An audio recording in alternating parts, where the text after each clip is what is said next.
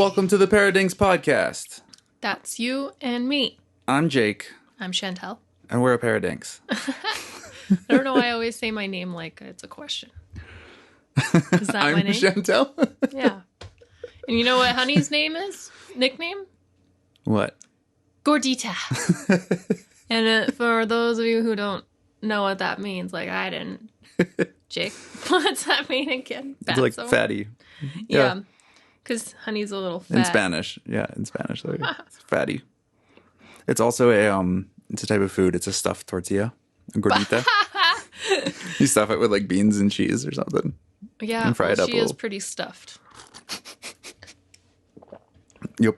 Yeah. We decided that today. She has been hitting the snack cart hard. But the funny thing is she won't eat any treats, or rarely will take a treat. She won't eat any wet food. Even those little tube things, those like Go-Gurt for cats. Yeah, all the things that they say cats love. Yeah. She don't. She loves dry food and fabric. And cotton blankets, sometimes fleece. Yeah, that's why I just said fabric. Yep. Those are her favorites. Yeah. Thankfully, she doesn't really have an appetite for couches or chairs, though. Just blankets. Sometimes socks. Socks, yes. Clothes. Don't leave a sock on the ground. Anyway. It's a war zone over here. Enough about Honey. Yeah, she gets enough of our attention. What are we talking about today? Well, today on the... man, I can't even... I don't know words. That's her thinking smacking. Well, we've been talking about sensitive topics, or, we've been vulnerable this year. So we thought we'd just stick to that a little bit, share a little bit more about ourselves. But today we're going to be talking about Jake. Yeah, well, this was a podcast we tried doing like a year ago or something. I think it was before we were even recording. We were doing like test episodes. It was a very long time ago when we were still, first getting to know each other. Yeah, and we were putting this together. And you had wanted to talk to me about my cancer experience, because that was something I was coming out of just as we were meeting and starting our relationship. And I think I remember telling you this. Did I tell you I can't remember if I told you in person or writing, but I was like, you're meeting me at a weird time in my life. Yeah, you've said it in every single way you could. Yeah, writing, email. Okay, cool. I've made that point clear. Yeah. Good. Out loud. Good, because it really, it's felt like a very strange time in my life. And I think I just wanted to be upfront with you about that really early, just to be like, hey, like, I'm feeling great, but also just kind of going through a lot of shit. Absolutely. Well, I appreciated that. And I know that you had wanted to share with other people as well. And I think that's why we attempted to do the recording part of it, not just for you to share with me, but for you to share with others. And now you feel like it's time? Yeah. I feel like I have a much better grasp on it. Yeah, I see it. Yeah, and well, through the experience, I had started a newsletter, and I was writing a lot of my experience down, like while I was going through treatment and diagnosis and all of that. And I think I thought by doing that, I had kind of processed it all and gone through it. But then after the treatment, just, you kind of go, wait, what the fuck did I go through? And things just hit differently. And I think for the past year... Yeah, so like a little over a year now, been in recovery, and it's just, things just hit differently all the time. Mm-hmm.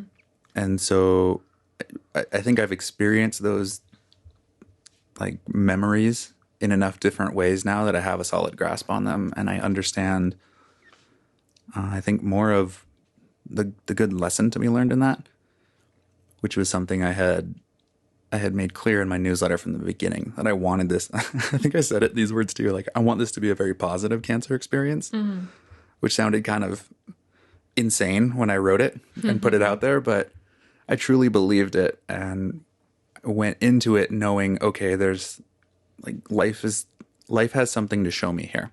If I'm going to be coming through this, like if I'm not going to die in this, then there's something I can learn and take forward and share with people. And I need to keep that like front and center for the whole reason why you're doing any of this. Yeah. What was your newsletter called? Love and Cancer in a Time of COVID-19. I love it. I just straight ripped off Love and Death in the Time of Cholera. It's your own. You made it your own. And that's cool there too is that you did get love out of it. And we did get COVID once. Got all of the things. Yeah. But it was, well, just a quick note on that love. It was my directing instructor from film school, John Poser. I remember he had said something early in my treatment. It was either early in my treatment or just before treatment. He was great support throughout all of it. And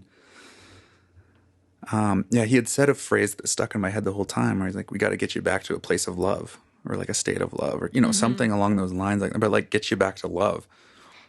And I didn't know what the hell it meant when he said it in the moment on the call. I'm like, oh yeah, thanks, John. I'll see you later. But it's stuck. Like even to this day, it still sticks with me. And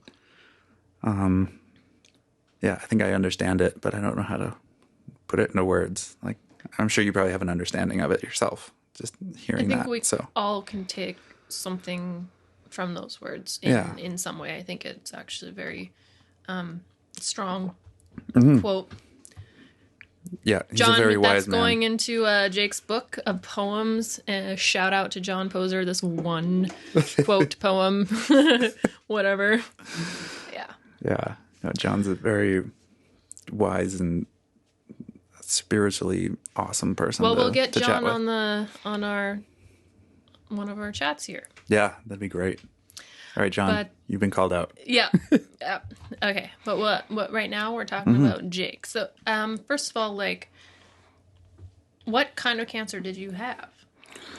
I had, it was Non-Hodgkins lymphoma, and it was what they call it, diffuse large B cell, which a B cell is, so lymphoma itself is a cancer in your immune system, specifically within the lymph system, which is this, it kind of runs, what's the word here? I'm sorry to any medical people, I might mess up some of these terms, but I think most people will generally understand. It's like a type of fluid system that runs next to your circulatory system. So like it doesn't have a heart or anything, like there's no pump that moves your lymph around, but it kind of piggybacks off of your veins and the movement of your blood flow and the way different muscle groups work to kind of expand and contract your lymph system to move this fluid.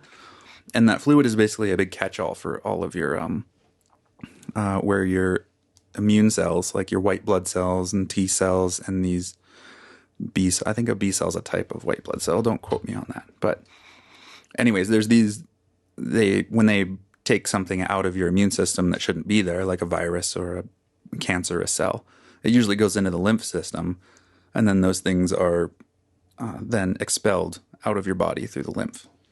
Okay. Like the lymph system then moves them into like liver and kidneys or something, and it, you like pee it out or poop it out or somehow it gets out of you. So basically what happened is in this lymph, there's these little nodes, which are kind of like junctions where a bunch of your little lymph things come together. Medical people are going to hate me for this. But so like all the cancerous cells start building up there. So like that's one of the first things I started to notice. Like I was feeling funky, but then I noticed this lump growing at the base of my neck here, like my collarbone. Like, did you feel like you had a kind of like a cold, kind of sick, or you just didn't feel right? Yeah, really exhausted, like just generally exhausted. In kind of just that mental way, like when you can't decide what to watch on TV or something, like when your brain is just like, I can't do anything. Mm-hmm. And your body's just kind of dragging behind going like, yeah, bro, we can't do anything. It was pretty much that feeling all day.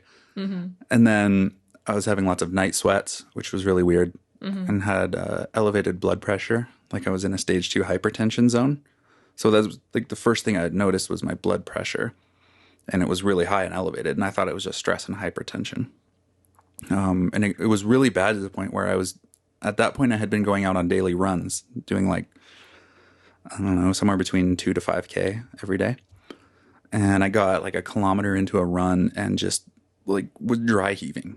Like had this urge to vomit, but I had nothing to vomit up. And I was like, this is fucking bizarre. And so I kind of walked for a bit, thought, okay, maybe I'm just, getting stress and blood pressure, like just walk and chill. And then I tried to pick it up again later, like sort of jog home because I wanted to get home quick. And then same thing, like just a little more activity and then like, blah, just like, and keep in mind, too, I'm running on public trails in Langley, like at the height of COVID lockdowns. So I'm also keeping in mind, like someone dry heaving and hacking out in the middle of the field is like a really bad look. Yeah, nobody's going to help you. Yeah, everyone's going to be like, get the fucking, like, right. They're going to call like the dog catchers on me or something, like throw me in a van and never see me again. But yeah, and I thought that was super bizarre. So that's, what kind of took me into the doctor. So I was like, hey, I think I'm just really stressed out and have hypertension or something. Did you check your own blood pressure? No, I think he checked it there and then it was, significantly high at the office and he recommended monitoring it. So I went and got like a home blood pressure one then. And I was talking with my mom at this point. She's an RN. So she was like my... personal medical tele-nurse. And she was even recommending that. She's like, I want you to get that and like at least once a day, tell me what it's at. Yeah. And it was always just, in that high, like stage 2 zone. I can't remember the numbers, but if you look up stage 2 hypertension, I was in that zone. Do you want me to, I have a lymphatic system Google thing here. That's probably more concise. Just real quick.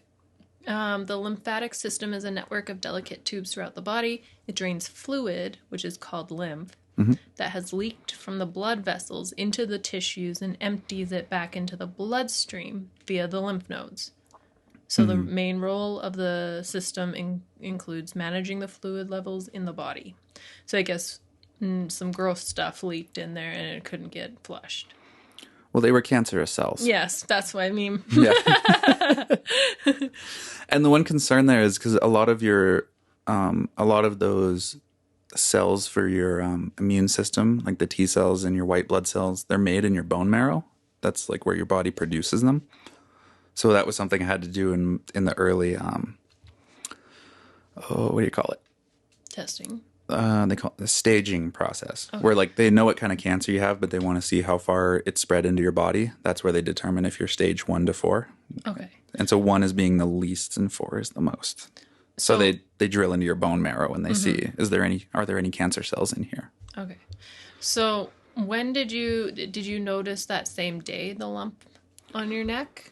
No, I think it was a couple, like maybe a week later from the day I went to see my doctor. Do you think it could have been there for a while and you... Yeah, it could have been smaller. Yeah, and then it just was growing. Mm-hmm. And you only had one? Yeah, one that I noticed or like could see. I guess, sorry. So what do you explain? I guess it's where the like, what you call it?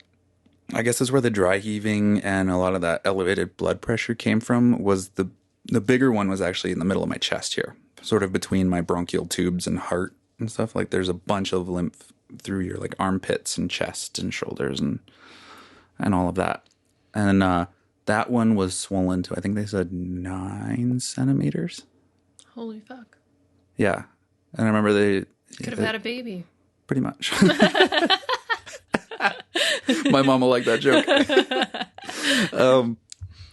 Yeah. And I remember they said, we get nervous when they're at like 2 centimeters. Oh my God. So that gave me some anxiety early on. I was like, what the fuck? Get it out of me. Like, yeah. And then the one in my neck here was swollen to 4.5 centimeters, they said, when they did like x-rays and ultrasounds of that.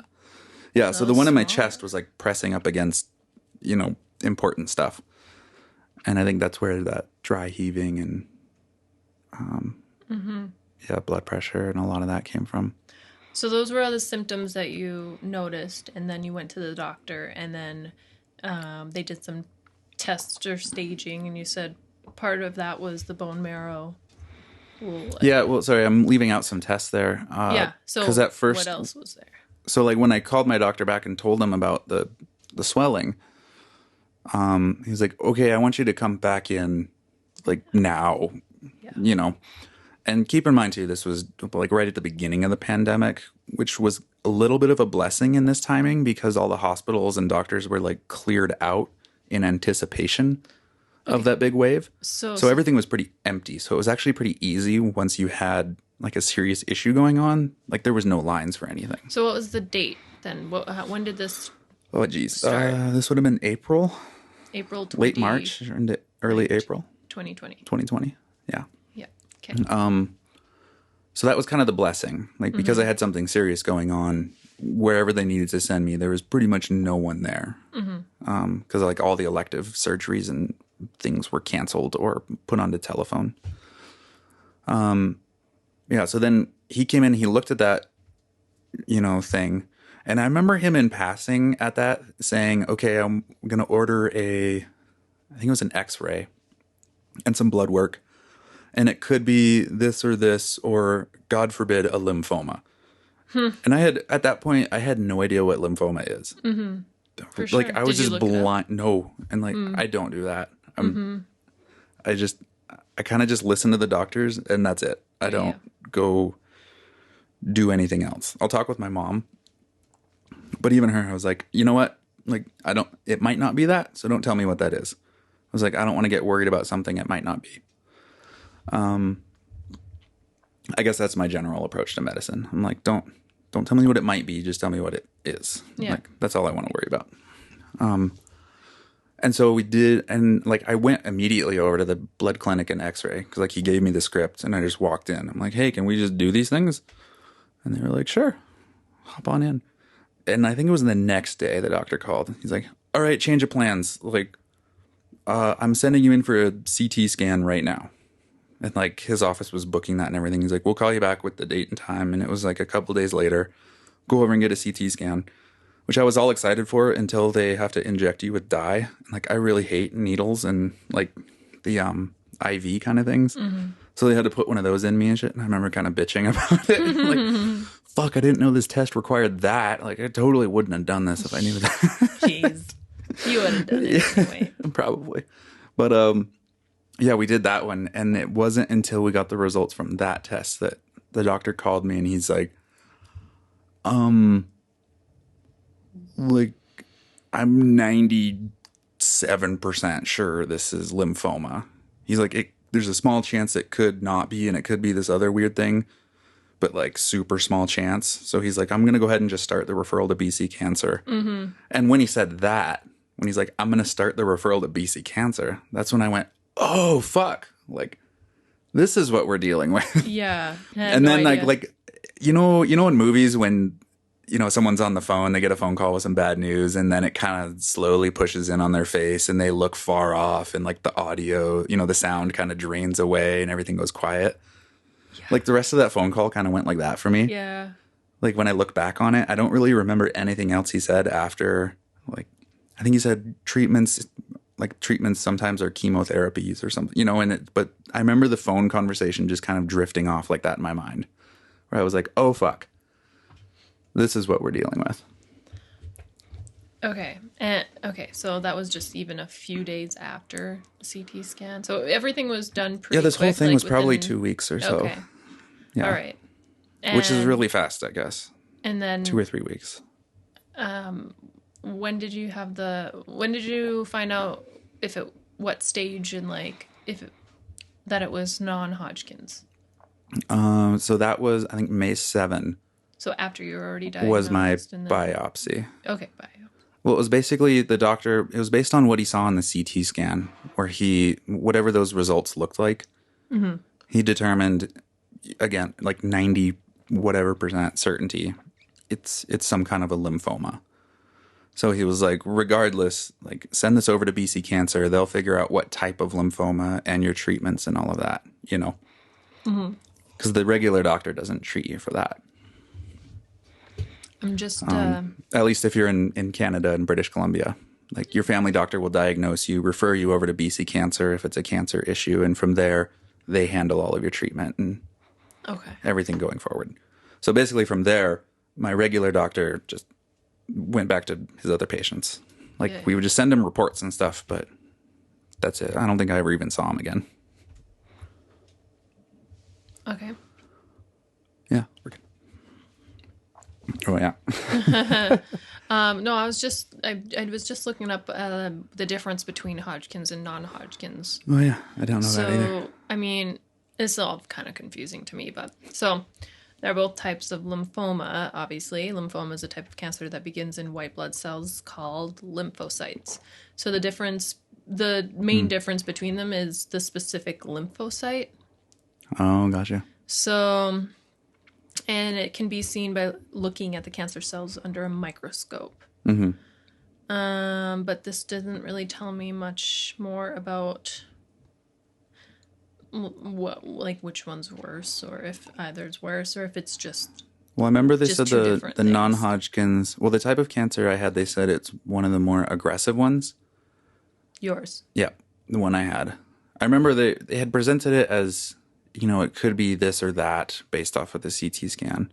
I don't remember what the other thing was. How do you get this? But they said it was they said one was worse than the other in a way, or like more aggressive. I guess I took that to mean worse. Okay, yeah. And then when we got the biopsy back, they're like, yeah, you got the like more aggressive, worse one. And I was like, fuck. And do you know how you get lymphoma? No. Like the first thing the oncologist told me at BC Cancer, we sat in this room and he's like, so we don't know like how anyone gets this. Okay. And I was like, cool. It wasn't my question at all. Like, I don't know. That was never on my mind really at all in the beginning. I was just like, I don't really care. Like, I have it. So what are we going to do? You know, that's where my mind was at. So you weren't worried about maybe your lifestyle or stress or something maybe brought I think later, as I went through the experience, that was the kind of things that I began to understand as I learned more about cancers. But again, none of that, I can't base any of it on any science or research or anything really tactile to tell people like this is why people get cancers or something. Mm-hmm. I think all I can do is look back on my own life and say, I think this is why it happened in me. Mm-hmm. Well, I remember when you had told me the very first time when you told me about that you had cancer, I looked it up, and one thing that I remember reading is that it was common in men around your age. Mm-hmm. And I was like, oh, fuck. Yeah. And I don't know, I took some comfort in that in a way. Mm-hmm. You're because not special. Like it's not something rare. It's not really advanced. It's not it's not something that's going to confuse and befuddle the medical professionals. I was very much like, cool. This is a routine cancer. Like I'm almost annoying to you guys because it's like sort of not a big deal on their end. Yeah. And you just hearing so many survival and success stories about it, especially from people in my age group. Mm-hmm. I think I was still on the younger side of a lot of men. Most men were in their mid to late 30s or something. Not so much in their, I was 29. Mm-hmm. Not as many in their 20s, but. So, let's talk a little bit about your lifestyle at the time, because I know you've mentioned how you were really stressed, and it's almost fortunate that at the time this happened because it made you change a lot of your ways afterwards. Mm-hmm. But like, what were you doing around then? So, too much. So throughout my 20s, I was working in the film business. I was in the props department for most of that time. Like that was my main source of work and income in that industry. And in Vancouver, when you're working on like the TV shows and the movies that are shooting there, you're doing these ridiculous 12 to 14 to 16 hour rotating shifts, right? Like, because shows will shoot in studio and out on locations, and there's night times and there's day times. And if you have to be out on locations, you have to actually shoot at night. So a lot of times your schedule will start early in the morning in studios on a Monday. So like you'll be starting work at 6 or 7 in the morning. on your Monday, shooting until, 8, 9, 10 p.m. Gradually, plus your, 1 to 2 hour commute on top of your work schedule here. So, it's a huge demand on your schedule. And then it's shifting throughout the week. So like if you have a night shoot, we would call them Fratter days. Because like on a Friday, you would maybe start at, like 1 p.m. if you're lucky. Sometimes like 3 or 4. Like even like at dinner time. Yeah. Which was nice for your commute because you're against all that, like you're not in the commuting traffic. But you're up all night until sunrise on Saturday. And then you have to get some sleep. But like not too much because you have to turn around and be ready to go to bed early on Sunday night so you can get back up at 4 or 5 in the morning on Monday to get to work by 6 or 7. So you had an irregular sleep schedule. Also eating was probably not so good if you were eating on. Yeah. I mean, I did okay personally because I was very aware of what I should eat. But when you get tired and grumpy and groggy and you're sleep deprived, like you'll go for snacks and splurge on the candies and get a dessert because you feel like you deserve it or whatever, like, or people just order coffees and stuff shows up and you're like, well, I can't be rude. This person went out and got this treat for me. So yeah, I think the sleep though was the hardest. And, looking back now, it also deprived me of a lot of social life. Yep. Like you couldn't sign up for a sports league and go play, games with a bunch of people. You couldn't regularly meet up with friends on a certain night and like, do anything together. Or go away on a trip. Yeah, you could. But again, that's got to be in between shows or something. So like you'll work for 4 months or something and then you can go on a trip for a few weeks. I mean, it's kind of awesome because it's not at the same time as everyone, but also that can kind of suck because your friends can't get the time off or, it's just kind of a weird little life. And even a lot of the people you work with, they're also on the same kind of weird schedule. So you can't like go hang out with your coworkers much and you're moving around shows all the time. So then you're with different crews and different people on different shows. And I mean, there was a lot of it that was fun, but I think I became much more aware of the stress as I went through my treatments. So when you were diagnosed and what happened with work? Well, we were all shut down. So that was pretty easy. So you didn't, okay. No, you weren't working at the time anyway. So, okay. So, but I will say like right up leading to that, I had been on the show, Resident Alien, which had a fucking hellish schedule. And I was only supposed to be day calling at that time, which would mean working a couple days a week when they had busy scenes or big days and they needed an extra person on the crew just to help out with that busyness for a day. But the show became so bonkers that I was practically full-time, which I did not want to be. So like I wasn't happy about that either. Because here I am working like full-time when that was not at all my goal. But, if you say no, they find someone else and that someone else says yes. And then you don't get the calls anymore and you don't have any work. So it's kind of this double-edged sword, right? And they only had a few weeks left at that point. And I really liked Jordan, the onset. I really loved working with him, loved helping him out. So I was like, okay, like I'll tough this out to help you out because you're almost done. But all that to say, I wasn't happy at all with how much work I was doing. I had just bought the house in Mexico in November before that. And yeah, I think the year before was just a gong show of like travel and work, like just way too much work. We had shot our first wedding film in a long time. So like on top of doing all this props work, I had been, we shot that in the summer and then you're editing that. And we did this big ridiculous premiere. Well, I shouldn't say ridiculous. It was really fun and glorious. But we did like a big premiere at the theater down in Bellingham where they could invite family and friends. So like you're putting on editing a movie, putting together a premiere while you're working on this gong show of a props production that's going between Vancouver and Vancouver Island. Just bought in a house in another country. You're trying to fly back and forth and get that done.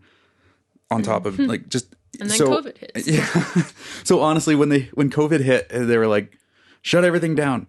I was honestly really happy. I was like, fuck right. Like I got out of a couple weeks of work early, and now I'm getting paid to just sit at home and focus on my health. I'm happy. Yeah. So that all came at a really good time. Did we talk about all the tests that were done then? I think except the bone marrow biopsy, which was weird. Okay, I remember a couple people that you've talked to already have said, "Oh, that must have hurt."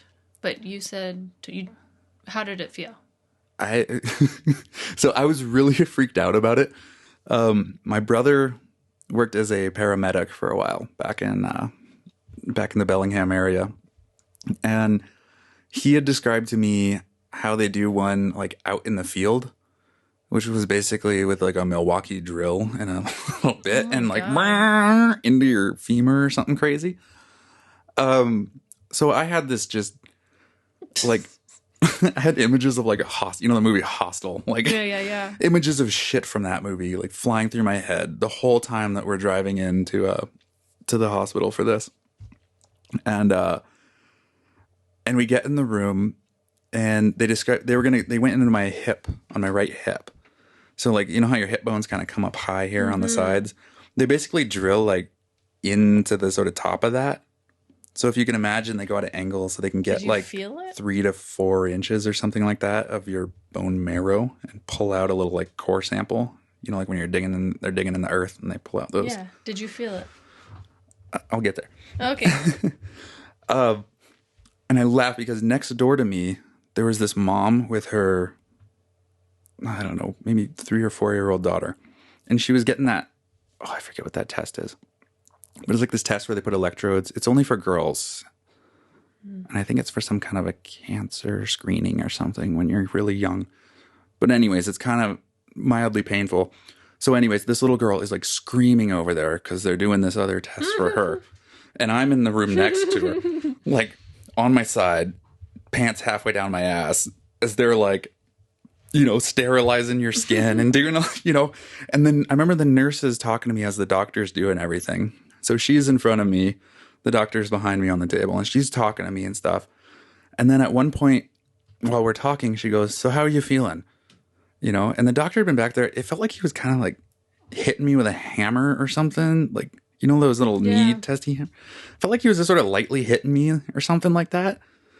And I was like, okay, that's weird. Whatever. And she's like, "How are you feeling?" I'm like, "Great. I'm just like wondering when we're going to start."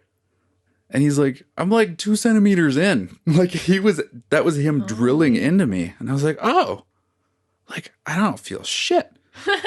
Do you get something? He might have done something. Yeah, I think he did. Yeah, he must have done something. Yeah. But I remember they said there's nothing they can do about like your bone. Right? They're like, they can numb the skin and muscle tissue, but they're like, we can't, like, if we hit something in the bone, like, sorry, you know? And the only thing that hurt actually was when he was taking it out. And he warned me about that. He's like, "This might hurt taking it out." I'm like, okay. But it still wasn't that terrible. Like, it was more worse the next day. Like, you know, you're kind of sore the next day because your body's like, "What the fuck?" Like, you stole all of our bone marrow. But not too bad. I remember they said you had to sort of watch the wound though, because it is kind of a big hole that they leave there. And they were like, "Yeah, you got to just sort of make sure this doesn't get infected with anything." No baths. Yeah. I was like, no showers for a couple of days and cover it up and put some creams on it and stuff. But no, it was fine. Like, I just found that hilarious because I really hyped it up in my mind, and then it was like nothing. Like that little girl's test next door sounded worse than my. So at what point during all of this did you tell your family? Oh, they were like the second call, like, you know, after the phone call where the camera pushes in and I go all quiet. Like, it was literally hang up with the doctor, and I turned around and called my parents. Okay, and they would have been in. Where were they were in Spokane. Which is in Washington State for those who don't know the geography. They came up, but how fast? Who made it? Who didn't? Oh, my dad was there 36 hours later. That's good. Yeah. Mom had some other stuff to do, and they had the cats that they had to figure out. So Mom stayed behind. But also COVID, so... Yeah, it wasn't that big of a deal yet. I think the border was still pretty fluid. Like, they were a little bit, but my dad talked his way in, I guess. And my dad's also Canadian, so he had, a Canadian passport. He wasn't a foreigner. Yeah. Right? So that made it a little easier. Mom doesn't have her Canadian passport, so that one took a little bit of work for her. But she got in like July, which was just after we had started, I think, the first round of chemo. Okay. But yeah, Dad got in. He had to quarantine for a couple weeks, which was funny. Why? I just found it funny. Like, it's ridiculous. So he was just over in a hotel, like a block away. And it was funny because, like, we couldn't have contact, but he was allowed to go out and walk in the parking lot. And I was like, well, okay, what if I just happen to come join you for walks in the parking lot? Like, that's so stupid. So he'd go out for, like, we'd just go out for walks in the parking lot there. And yeah, I don't know, if it just felt ridiculous. So I'm like, you're right here. And like, you're fine. Like, they hadn't been anywhere, seen anybody, no signs or symptoms, so I'm like, this is kind of hilarious, but okay, that's what we got to do. We got to do it. Okay, so you started chemo in July. Yes. And so what was actually, I think end of June. Well, maybe July. Yeah, sorry, I don't remember the exact date. Okay. But what was your chemo? What was your treatment? It was a big mixture of drugs. So I guess that's the first thing I learned about chemotherapy, is that it's just a mixture of drugs that I guess sort of describe a process where they kill off certain cells of your body. Did you think it had to do with machines?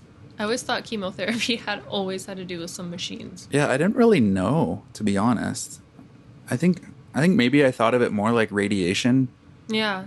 But then there was a clear distinction where they're like, no, radiation's radiation. I was like, oh, okay, well, what's chemo? Yeah. Okay. Which radiation was a thing they had talked about possibly doing, and I think I was really terrified of having to do that. I'm not sure how I felt about that one. For some reason, chemo didn't really scare me.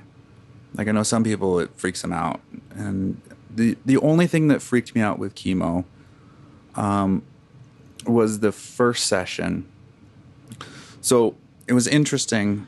I'll set this up a little bit, because when I had that first meeting with my oncologist and they were doing all the staging and they determined what we're going to do, there was this moment that I guess they're required to have, but I never thought of it, and it felt so weird to me, where he explained what they do, the cancer I have, and how they would proceed in treating it.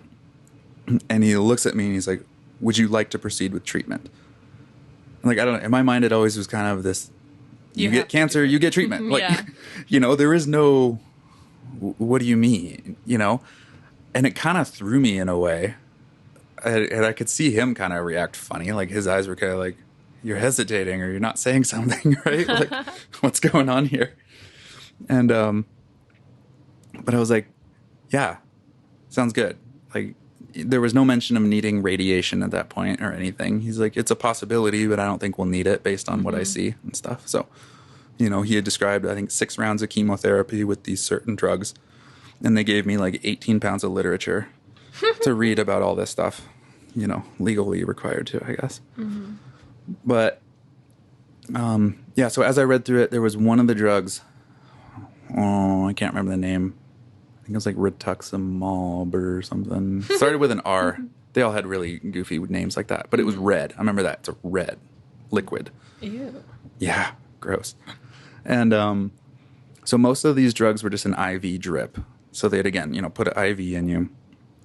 Not fun. I hated that. I always hated that part. Never enjoyed that part. Always hated getting the IVs. But once they were in, cool. But like putting it in, taking it out, bleh, yeah, hate it. I would always look the other way too. I'm like, just do whatever you want to do. Don't ask me to look at anything you're doing. I'm like, I don't want to participate in this. Yeah, I'm not here. Yeah, just blah, blah, blah. And, but this one, the nurse manually pushes this drug into the little IV line and does it really slowly, because they said in the literature there was like a 1 in, 6,000 chance or something that this drug can just stop your heart immediately upon entering your heart. And they have no way of knowing until like that moment. So I think that was the only thing that really made me nervous when we started. So I was like, oh, fuck. Like, Yeah. what if this stops my heart? And I remember like having a bit of a relief. I look over on the wall and there was a defibrillator machine there. I was like, okay, cool. Like, we're prepared, I guess. But then so they would allow you to bring like a family member or a support person for your first one. After that, you couldn't have anyone else in the treatment area with you because of the COVID protocols. So did you have to get the same drug, this same one, a few times? And it was all the same drugs. Every time it was a crapshoot. Is it gonna? I don't think every time. I think it's just once. Like if you handle it good once, like odds, like I think at that point it's like you're good. Okay. Like there's probably still a chance, but like you're good. All right. So it was more of some kind of reaction, yeah. right? So I looked around. I see the thing on the wall. I'm like, good, cool. But then I looked over. My dad was sitting there, and then I thought, fuck, why did I bring my dad here? Like, why? Like, what if my heart stops and I die like right in front of my dad? Like, Well, that's stupid. Dad, go away. Can you go get me a cookie or something? I was like, I don't want to die in front of you. But yeah, it went fine. So, obviously. Yeah. I really hyped it up in my mind. But I remember, vividly thinking that. And it was like as she's pumping it into my veins. So like that could have been my last thought ever. Like, why did you bring your dad here? Oh my God. Okay, so you're taking your drugs. Were you recording anything throughout? Okay, so you're doing your chemotherapy, which is your drugs, and were you recording anything? Did you eat differently? Did you sleep? What else were you doing? Were you keeping positive? Yeah, very positive, and eating really well. Both my parents ended up moving a block away from me in Langley. They rented an apartment for 6 months. And they helped like drive me to treatments, and mom was making meals like every day. And we would just hang out a lot. Or like, I would just hang at home doing my own thing, go meet up in the evenings for a while. It was really nice. I think I have such a positive memory of that experience because of their presence and everything that they did to just make life enjoyable and easy then. Like we had our little bubble there. It was us. We didn't really go do much of anything aside from like we'd go on a lot of long walks when I could. So it was I had to do 6 rounds of treatment, and it was like once a month basically. So I'd go in for a week or like have one day, go in and get all the IV drugs, and then they gave me I think it was like 1 week of what's the shit called? Some kind of a steroid. I hated that drug. Like I had to take it because it would reduce your body's reaction to these drugs. Because all the IV stuff they're pumping into you is basically poisons that are like slowly killing parts of you. Mostly the cancerous parts, but also some good parts. And so they would give you a steroid because that reduces your body's inflammation and reaction. So it allows those chemo drugs to get more of the cancer cells, basically. But I hated those steroids. They made me so fucking moody and angry and like bloated. Like you just sort of get like, I don't know, chubby. It's like you gain an extra 10 pounds of water weight or something. Yeah, you can't sleep well. Like, you're just uncomfortable in your skin. Like, yeah, hate that drug. But so for like the week of treatment and the week after, maybe I'd be really physically exhausted. Like couldn't really do a lot physically. And just, for the first couple of months, that's okay. But, as you go through more treatment and basically more and more of you gets killed off, you just get more and more tired and slow and lethargic and spacey. Like I definitely like that chemo brain that people talk about. You're just kind of airheady. Like you can't remember things. Sometimes you feel like you don't really know where you are. Can't make decisions. Like you just kind of exist. You're just a bit of a zombie. And then usually by the time the week before I would have to have my next treatment, I'd be pretty normal. Like you probably wouldn't have been able to tell I was having anything done. I'd have good energy. We could go out for long walks and hikes and places. Like we did it was a lot of summertime when I was doing treatment. So go out on long walks along the beach. Explored the shit out of Crescent Beach. Really got to know that area. Love it. Yeah, and played a lot of music. Got back into music. I think that helped a lot too. Because you didn't have really much of anything to do. Right? Like, and you're an extra risk because of the chemo. Yeah. Like, it pretty much obliterates your white blood cells. So I'd have to go in and get blood tests done to make sure my white blood cell count would be at a certain point. Because you would literally have like 0. So if I would have got COVID or anything else, like any kind of infection or something, like could pretty much kill you. Yeah. Because you have 0 defense against it. So, you know, I was a little adventurous and kind of like, well, I'm still going to do what I want. But also like, okay, let's not be too ridiculous. Like, if you don't have to go out or if you don't need to do that thing, don't do it. Like, just hang out at home. So it was kind of like, well, you can watch TV or like write and play guitar and work on photography and Zoom chat with people or like. Did you have a lot of Zoom chats with people? Did you tell a lot of other people besides your family? Well, I didn't directly. I told some friends and yeah, and that I kind of just let people tell people. You know, like there was a period around the beginning when I was getting diagnosed and figuring everything out where I told just my family and I said, please don't tell anyone right now. Like, I just want to get through this. We'll get to a point where we can tell people. And then slowly here and there, someone would be like, well, can I tell this person at least? And I just kind of slowly was like, yeah, okay. And, but it was nice. I didn't want that overwhelming, like 18 phone calls a day while I'm trying to, you know, keep myself just normal. When did you send your newsletter out? Because at that point, you'd be I think it was just before treatment. Like, 'cause by the time my dad was coming up, you know, we kind of had to start saying stuff.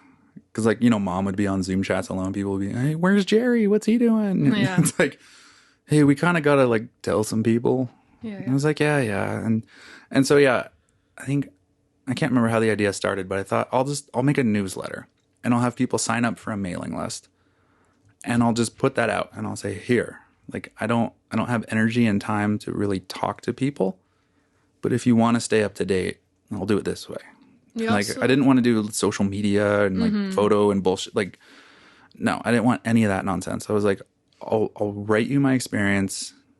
I think that's when I started that Google Photos album what I was too. Gonna say, yeah. Yeah, where I was like, there are some photos I'm taking. I was like, I'll just dump them all in this album and I'll link to that in my newsletter. And it's like, if you want to see photos and videos, here you go. But it was pretty much just I had a section at the top too that I think I called it like bullet points for the busy. And so I was like, here, if you just want the quick little update of like what happened, what the test said, and what's next, here you go. And then I started writing these essays during my free time, just sort of pumping my personal experience into it, you know, adding some flavor and a bunch of those weird mental thoughts, you know, like, why the fuck did I bring my dad here? And, you know, why did we lose our, oh, we're good. Yeah. So I just started doing that. We're good. Sorry. It's an automation. Okay. But I guess to get back to your earlier question, I don't remember exactly when that started, but it was sometime just before the chemo. Okay. Sorry, that threw me off a little. Okay, so we got your newsletter, you're making music, and so for physical activity, you couldn't really, you just did walks, couldn't really do anything else? Okay. No. Yeah, not really. We went down. There was a park in Langley, though, that had sort of a body weight workout area. Like within the public park, you could, you know, do pull-ups on this thing and like arm stretchy things and other whatevers. I think Canadians will know what I'm talking about. I don't see this a lot in the U.S., but we would go down there from time to time when I was feeling strong. But yeah, pretty much just walks. Okay, so the steroids made you feel bloated. Yeah. Was there any other physical changes or anything like that happen? Like, well, I would say, Yeah, did you well, lose your hair? But you're bald, so did you lose your hair? Did you lose your mustache beard? that was I think it was the first thing my brother said to me when I called him and told him. He was like, "Well, at least you have the haircut for treatment or something." I'm like, and I remember laughing. Like it was the first good so laugh funny. that I had throughout the beginning. I was like, "You fucking asshole." You're right though. Like, life prepared me for this. It looks good on Yeah. you. So I don't know that I ever lost a head hair. I didn't look at that, but my beard did start to thin. Like you can kind of tell. There's some photos of me in like, December or something at the end of treatment, and my beard's very thin and kind of patchy. Yeah. Yeah, I think I lost armpit hair, like sort of body hair, chest hair started sort of thinning out. I don't know if it ever fully went away, but it was like going off. That would have been that. Like, Jake you has go a in the lot shower. of chest hair, so Yeah. But like, you'd wipe your hand across your chest in the shower and it'd just be like it looked like a bear paw. it's like how when I wash my hair. Our poor drains. Hey, I pick it off and I put it on the wall and I make sure to throw it out. All right. Well, the last people didn't. No, I know. Blah. Anyhow, that's not the Anyways. story we're talking about. Okay. But yeah, and I think I got kind of chunky, bloated. But then I don't know if it was a lot from the reactions to chemo. But like at the same time, you were kind of skinnying. Okay, I don't know, it was weird. At some point, did you start to lose weight? Not did you really. I kind of just maintained. Okay, that's We did a good job on the nutrition side. And I do want to say there was a cool part at the end. So my white blood cells were having trouble rebounding after the treatments. So they gave me some kind of injection thing that we had to do. I forget how many times, but it was like you had to do 4 or 5 of these injections 2 weeks after your treatment. And it was a like subcutaneous thing in the thigh that you had to do at home. And I hate I hate medical needles. Mm-hmm. I don't mind tattoos and shit, but like needle yeah. things. Anyways, so I had my mom do those for me. Mm-hmm. Plus, she's the RN, right? So I'm like, look, I have a medical professional administering my. But anyhow, they were these super expensive, ridiculous things too that we had to go through a bunch of phone calls to get covered by some grant thing somewhere. And but at the end, I don't think we had enough for my last treatment. And when I went in there, my blood cell count was too low to do treatment. But this was a couple days before my scheduled chemotherapy. So the oncologist was like, okay, we're just going to do a test every day leading up to this. So I had to do like 3 days of tests before, or maybe 2 days before. And he's like, and then we'll do one the morning of. Like, we won't reschedule or cancel this. We'll keep you on schedule, but we're just going to monitor this and hopefully you'll get back up in time, And I was like, okay, cool. And I had this thought to ask, and I asked him, well, like, is there anything I can do to help this? Mm-hmm. Like, or anything I should do to move this along? And where he paused for a second and kind of thought, and then he said, well, these white blood cells are made up of like whatever these protein things are, some sciencey words. And this is how my brain works. Yeah. But he said, you can get a lot of that kind of, those ingredients basically from like leafy greens and green vegetables and things like that. So he's like, try eating some more of those. It's like, okay. So like we had talked to the nutritionist at the beginning and had a pretty solid nutrition plan going on that we had been following the whole time. And I just told my mom that. I was like, he said, let's throw some more leafy greens in. So we just started adding some kale and spinach and Broccoli. Broccolis. Yeah, I love broccoli, thankfully. So it's not hard for me. Yeah, we just had like a cup or so of some kind of green thing at like at least 2 of the meals a day. And it was insane. So the first day, there wasn't much of an increase. But then the second day, like it had almost doubled, and we were really close to the limit or the threshold. So the doctor was like, cool, like definitely come in. We're still going to do the test in the morning because you're under, but like I think you'll be good. And then when I came in the next morning, it had like doubled from that, and I was well over the minimum. And I remember the nurses they looked at me funny, and they're like, what the fuck were you eating? like these are insane jumps. And I still have the paperwork in my files too, like with those reports. Because I thought it was so cool. I was like, oh man, like you are what you eat. Look at that. Yeah. How fucking cool. Maybe it's good for them to see, because then it's something that they can definitely, maybe instead of waiting for that question to come up, they could just offer that up right away. Yeah. And I don't know where those ideas come from. Maybe it's from having family in the medical fields, but I'm always asking how I can participate in the treatments. For sure. You know, it's not like I want to do something, but I know, hey, like I eat food and I exercise and I am aware of some general things about my body. What can I do to help this along? Mm-hmm. You know, that's just always my attitude going into any kind of meeting. Awesome. So then tell us about the recovery part of it. It's kind of funny. Like, there's all of this hullabaloo and stuff that happens when you are getting diagnosed and staged and everything. And then, like, you know, you have your final treatment and they do another CAT scan and a PET scan. Oh, I didn't explain that one either. A PET scan's a cool one. They put like this radioactive sugar in you and they send you through it looks like a CAT scan machine, but I'm sure it's different. But they send you through that same kind of tube, but it's really slow, and so you have to stay still with your hands over your head for like 20 minutes, laying down on these weird foam blocks in a nudie hospital gown. It's kind of funny. But yeah, they like do some scans at the end, and then they're like, cool, ring the bell, you're good. Yeah. You have a video of the bell. Yeah. I had to go back for that, actually. We had to get it just before my parents left because they wanted it. Yeah, but you're just kind of like, they're like, cool.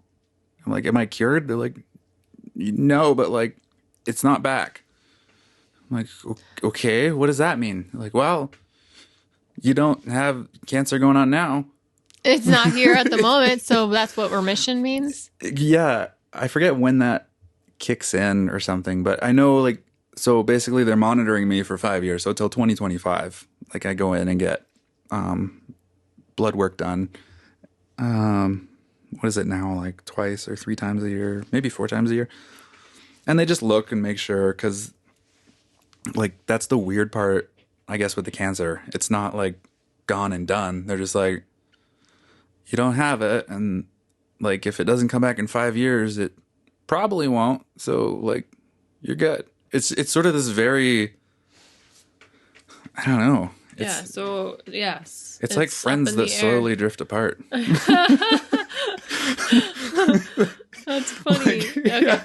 So I don't know. It's weird. So yeah. there's a possibility it could come back. Are you afraid that might happen?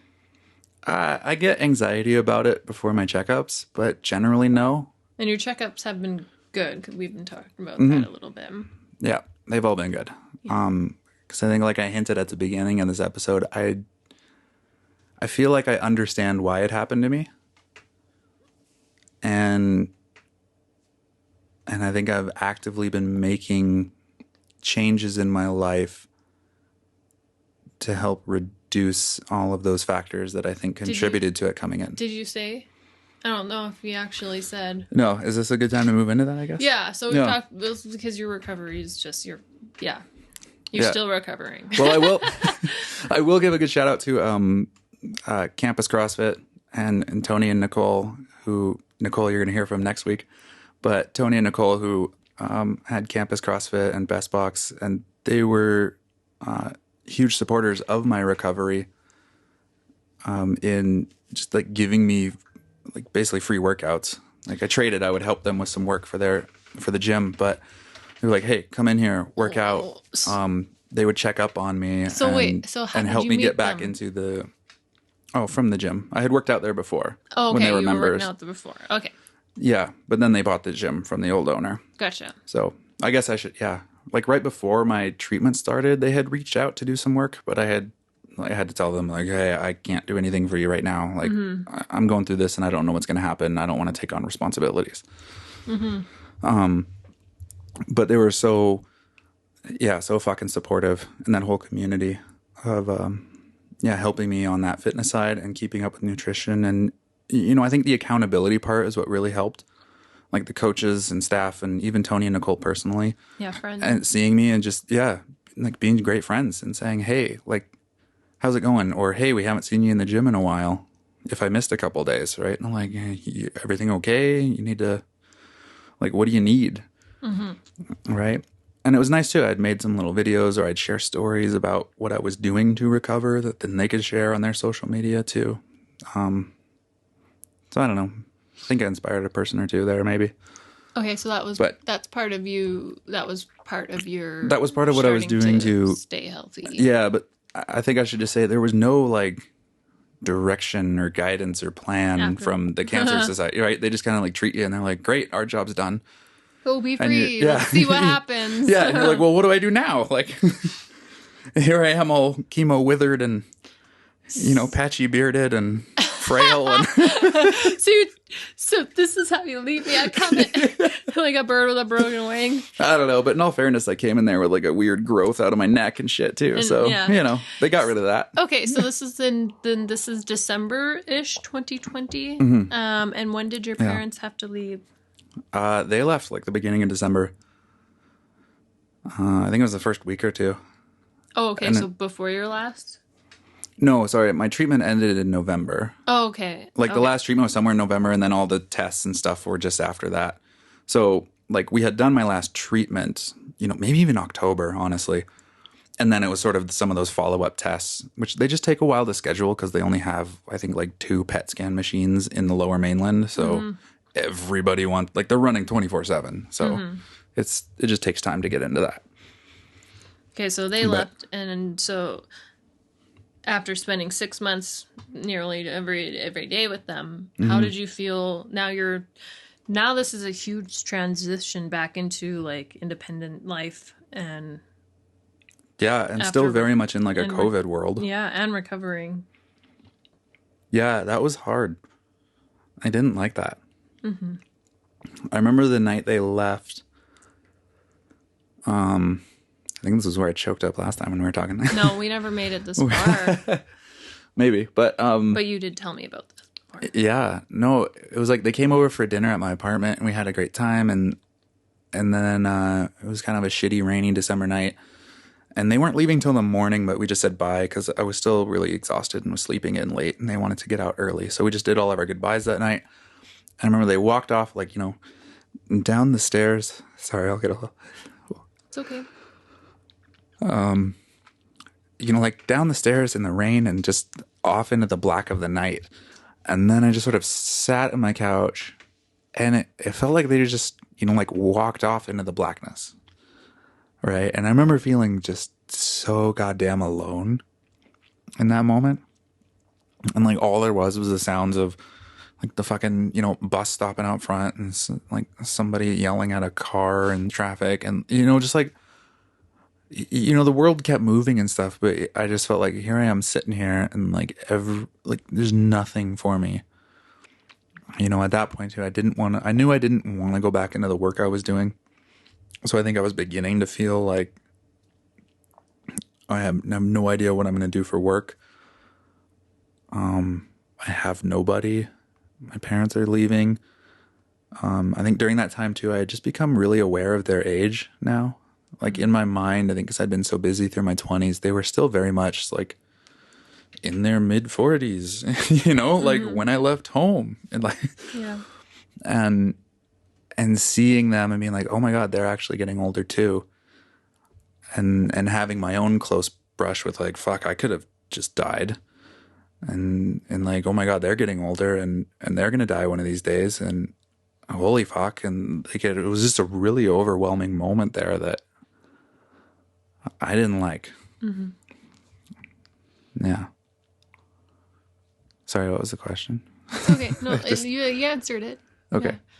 So it was really hard when they left, and then And then, so what did you do after? Like, not that night, but in the days afterwards, like, you still didn't have work because of COVID anyways. Yeah. When did that start back up, though? It would have been before April.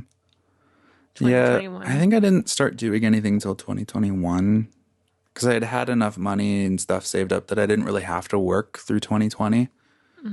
Like, thankfully, through insurances and generosity of some family and friends, like, I was able to just cover my expenses for 2020. So I decided I'm not going to try to, like, rush back into any kind of work. We'll start looking at that next year. Like, get through this year and just relax and enjoy. Like, I was really enjoying just being at home and, you know, fucking around with my guitars and writing. And honestly, the writing was great. I think that also really helped. Just like work through a lot of those feelings and emotions and continue to, I guess, through 2021. So then I tried going back to props in the crew I had been working for just before the COVID shutdowns. They were on a new production and still needed help. And also because of all the COVID, you would get paid a minimum of 3 days a week for 8-hour days just to go in and get tested. So, like, I'd get paid for an 8-hour day for an hour of drive up to the studio, put a Q-tip in my nose, and go home. And I was like, sweet, sign me up. And this show was a little easier. I know it's close to home. So it removed a lot of that, I guess, stress of, you know, going around all the time. And, you know, like I said, I just bought that house in Mexico and, you know, it had been rented out for a bit, but there's still expenses and I need money and got rent in Langley to pay now. Like, I don't have any more insurance money. I'm not going to go begging family and friends for more money. For sure. So yeah, I did that, but I think, God, maybe even after a week of being on set, I could already feel, I don't know how to describe it other than it felt like the cancer coming back. Yeah. Like, I became bitter and angry, short. I just, life didn't look good anymore. And, you know, I looked at myself and I said, you didn't go through that cancer experience to come out and, like, do it again. Yeah. Yeah. You know, it was like, there's no fucking way you can do this work anymore. Like, I don't know, maybe if you take a long break from it someday in the future, sure, maybe. But, like, you need to get far away from this. Okay, so then that's when you decided. No more props. Yeah. So on that same note, how did having cancer change you? Because in some of the conversations we've had, you have said how much of a different person you were before. The first change it brought me was a lot of meditation. Like, that was honestly one of the only ways that I could get my heart rate and blood pressure to a comfortable level before I started treatment. I would meditate, and I would often do a lot of that Wim Hof style breathing as well. Like, I'd literally lay in bed for like hours, just meditating and breathing. You had nothing else to do either, right? So that's what I would do. And, like, going for a short walk, like, you know, my heart would start racing, blood pressure's up. You know, you ever get those headaches where, like, your head just feels like it's about to explode? You'd get that because the blood pressure is so high. And so you just felt so uncomfortable. And that was literally the only thing I could do. But I think the benefit of that was it started to bring me in touch with feeling my body again and becoming aware of the energies of our bodies, the energies of the universe around us. And then once I started to pair that with learning about my cancer and cancers in general, like, I was like, so what happens with my cancer? Usually your lymph system just takes those cancerous cells and dumps them out.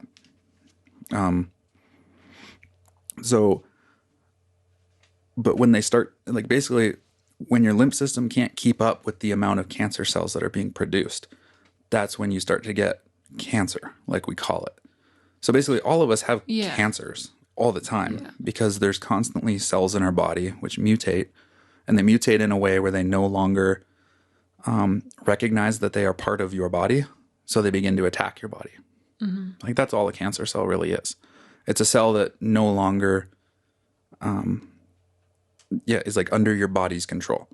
So it attacks your body either for food or like, because it's like for mine, if it's in the what's that system? Your immune system, like it's responding to threats, right? So it thinks your body is like a type of threat or a food source, right? So it'll attack your body. And so when I started to think of that in a more spiritual and energetic manner, and then thinking of how exhausted I was, so I had no more energy in my body, so it could maintain a good defense for anything, right? Like how can my body, if I'm constantly using this body to go work and lug shit around a set, to go travel around, and if I'm not resting properly, I'm not giving my body the energy that it needs to fight these things off. Yeah. And then if you add to that I'm not maintaining healthy coping habits with this either. Like because I was so miserable on set and I hated so much of my job, like I would be drinking a lot. Not uncommon to come home almost every day of the week and have like 3 tall boy beers before going to bed, which means like slamming them in an hour. Yeah. And then going to bed for maybe 6 hours. And then you get up and off you go again to like, and then like overeat. Like you became aware too of when you put a bunch of food in your body, now your body has to divert energy to digesting that food and dealing with it and carry around extra weight. Like it's not like that doesn't affect you in any way. So I think I then looked at everything I was doing and thought, wow, I'm not giving my body any time to do what it needs to do. Like, and for what?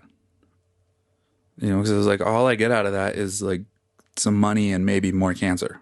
I don't want like well, I kind of want more money, but at that expense, like to go through that again, like even if you live, like I still don't want to go through that again.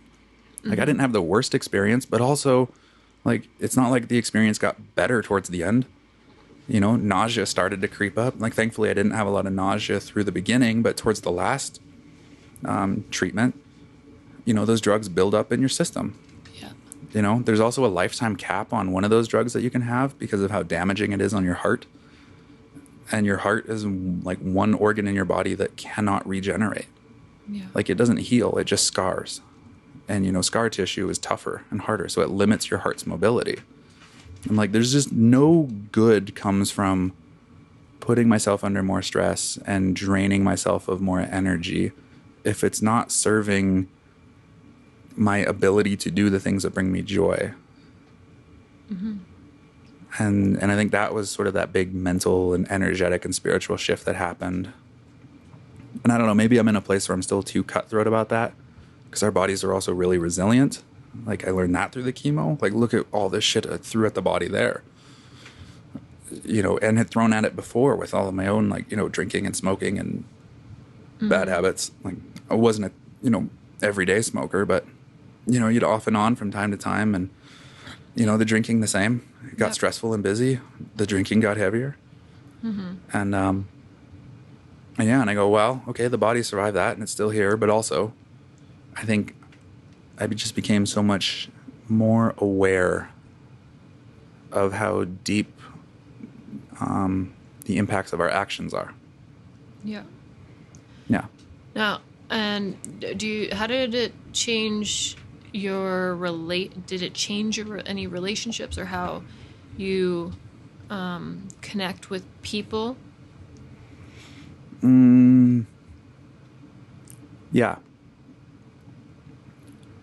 Definitely a hell of a lot less tolerance for anyone who's, I guess, like unaware of their spiritual powers.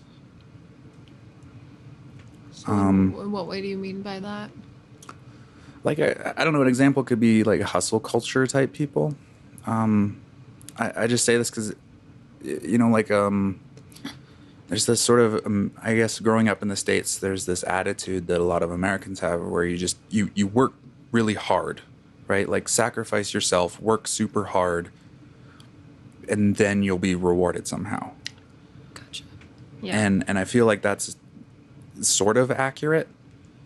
I think there's an accuracy in the sense that, you know, if there are things you want, then you're going to have to sacrifice some other things to get there, because we can't have everything we want. Yeah. But I don't believe the sacrifice is go nearly kill yourself, get fucking cancer, and, like, you know, drag through that and become some hero. Like, that just seems stupid. Like, for sure. Just go at a manageable pace. Yeah. Pay attention to your body and your energy. And I think if you don't understand what that means, I don't have a lot that I can talk to you about, or at least have much of a deep relationship, because we're kind of in these different worlds in a way. Yeah. So what about the positive? So you have no time for that, and because I feel like this anyways. When it comes to making connections with people, if I'm not, you know, we've talked about this before. If you can't be like honest, and there's just I don't know how to explain it. Just different connections with people, and if I don't feel that connection, then I just don't really want to put a lot of effort in, or to even really get to know that person. So positive connections. Yeah, I think it definitely deepened the important relationships to me. I think it definitely brought me closer to my parents in a way that I didn't expect, which I think was really cool. It's kind of a weird, I guess maybe some people get that when they have kids or something, but then you have the kid and your parents now, so it's not like you just get time with your parents. I had this weird scenario where here I am at 29 getting to kind of like live with my parents again. And have some deeper conversations. Like, I know early on, so before my mom got there, my dad was literally just living in my apartment with me, and I kind of had these ups and downs before the treatment started. And one day I was just feeling really down. And I remember, like, we just sat on the back porch and I just, like, cried with him. Because I was like, what the fuck is going on, Yeah. And, he had a similar experience when I was, oh, man, like just maybe not even 1 year old. 1 year old, sorry.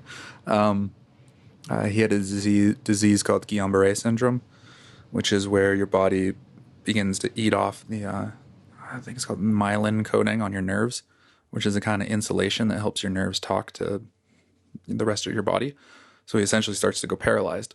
And the big risk there, of course, is once it gets into your organs and things like it shuts down your breathing and your heart, and you would die. So he had a very serious thing here, and he was down in the hospital in UW for a long time. And, here my parents are, I think maybe not even 5 years married, just had their first kid. I'm like, oh, dad might die. Yeah. So he had gone through something, I think with maybe a little higher stakes. Yeah. But I guess on that personal level, still gone through that same thing. He was, I think a little old, like maybe mid-30s when that happened. So it was cool. Like it kind of this bringing you together in a weird way. Yeah. And then, it refocused me on music and my own creativity. I remember there was a moment on a set I was working on. I was having some kind of an argument with a coworker, and she was an old, like, not older, but, someone who had been working in props a lot longer, more midlife, a little more like the, jaded old film worker kind of stereotype. And, I remember she kind of laughed and looked over at me and like threw something down. I was like, oh, like he's an artist. And kind of like she kind of meant it as a bit of a dig somehow. And I remember that really pissed me the fuck off. But I'm also like, I don't know. At that point, I think I had also just realized this is a pointless conversation now. For sure. But that comment and moment always stuck with me. And then as I was going through like writing and playing music, and, none of it I think was particularly great in my own opinion. but I would get feedback from people like, hey, I love reading your newsletter. Like I started writing my own shit in there because just one time I included a journal entry because I thought, no, this is kind of entertaining. Like it made me chuckle a little. And, a couple of people wrote back and said, I love that. Like it was entertaining, fun writing, like keep sharing. And okay. And even with the music, it's like I'm no virtuoso, nothing great, but people enjoyed little bits that I would share. And I started to enjoy just sitting around making it. And I think it reawakened that in me where I said, that lady was right. And I think that was a huge part of I think that's why I was also so bitter and enraged with myself in what I was doing because I was like, I was on the wrong side of the production. Like I am not just the person who brings those things in. Yeah. And it kind of woke me up to saying, well, what the fuck are you doing about it? I'm like, oh yeah, like nothing, right? Like I'm getting angry and drinking and partying and, you write some slop on a paper, but you wake up and hate it and throw it in the garbage. So you're not doing anything. Like you're throwing away all your ideas and dreams and you're not building anything and you're not believing in yourself and you're not believing what other people tell you. Like I'm really bad at taking compliments. Like if someone would say, hey, that's really good. I'd be like, thanks. It's actually dog shit, but thanks. Like I would feel bad all of a sudden about it. Yeah. I think it woke me up to saying, no, like they mean it. Yeah. And there's like, you don't like, maybe I see the flaws in it, but they see something they like. Yeah. And maybe I can't see it, but I have to just believe that it's there. Well, and believe that they're honest. Yeah. Well, that was all of everything that you put out there was something that completely grabbed my attention. So. Yeah. You got something out of there. It speaks to just that, I don't know, I guess a waking up and a maturing where you go, oh my God, like no wonder I could never meet anyone or wasn't able to or had no interest because I wasn't being me. Like I was like, how would you call it? Like repressing part of myself. Mm-hmm. Yeah. Right. And, no one's attracted to like a repressed person. Yeah. We're attracted to people who are like, wow, that person's themselves. Yeah. Like, look at that awesome person. Yeah. And similarly, that's what I loved about you when like when I met you and saw your work and started talking with you, and I was like, she is just herself. This is amazing. And I'm just being myself. Mm-hmm. You inspired a lot of, you're still inspiring a lot of people. Shut up. He just shrugged. There, you're going back to that person. I don't know how to take compliments well still. But but you are. I mean, like, all you have to say is thank you. Just know that. Yeah. Thanks. It's, yeah. I think I realized that it can also get hyped up. Like, again, all I have to do is just be myself, share my stories, and that's it. Yeah. That's my story. Yeah. So, and then basically that's when I come in, and we've already talked about that. So go back and listen to that, guys. Yeah. But also on that note, I know we're done talking about your cancer. You're getting back to doing your solo music videos and sharing, because there was some time there, we've been busy moving, all that kind of stuff, where you hadn't been. And this excites me. So I guess you're going to have to put a new newsletter out, give everybody an update, but also how can people find you and watch these videos and listen to some of your music? Yeah, I think just after that experience, I'd had a song that I'd been kicking around since high school, and I went and recorded. So you can find that on Spotify's or YouTube's. It's under the name Billy Benz, Billie Benz. We'll put it in the show notes. Yeah, we'll put it in the show notes. And on that, so Billy Benz on the YouTube, that's also where all my guitar videos are. Okay. Yeah, so it's the songs on there with like a lyric video, and then there's all my guitar videos. And you can also stream the song on Spotify and wherever else you stream music these days. And The newsletters on a Substack, Love and Cancer in a Time of COVID. I'm sure if you type that in Google, like put Love and Cancer in a Time of COVID-19, Jake Warren, you'll probably find it, or we'll put it in the show notes. Yeah. Yeah. And there's some guitar playing on Instagram at Jake Plays the Guitar. Yeah. Yeah. I can never remember if there's a the in there, but I think there's. Yeah. No, And that's there. And I think, yeah, I'm working on some stuff this year. Like I said, 2021, like, yeah, I guess that's my last note on the recovery. It's like, you know, you think you're just done and you're done. And because I was writing about it, then I'm done with it. But like I said, there's just so much that, I don't know, you looked at I looked at my life in totally different ways, and you couldn't really predict when those moments come up.